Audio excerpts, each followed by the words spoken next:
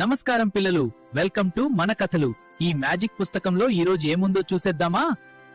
అనగనగా డుంబు అనే కుర్రాడు ఒక రాత్రి కిటికీలోంచి చూస్తుండగా రెక్కలున్న ఒక మాయా ఏనుగు వాడి దగ్గరకొచ్చింది.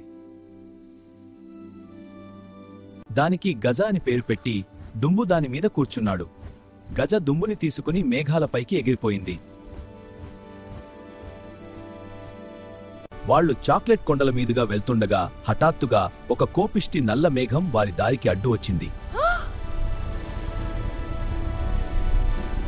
కాని డుంబు తన మ్యాజిక్ డైనోసార్తో గట్టిగా గర్జించగానే ఆ నల్ల మేఘం భయపడి పారిపోయింది.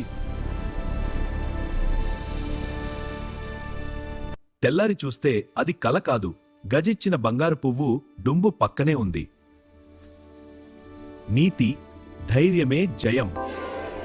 కథ నచ్చిందా? అయితే లైక్ చేయండి. మరిన్ని కథల కోసం మన కథలు ఛానల్ ని సబ్స్క్రైబ్ చేసుకోండి. బాయ్.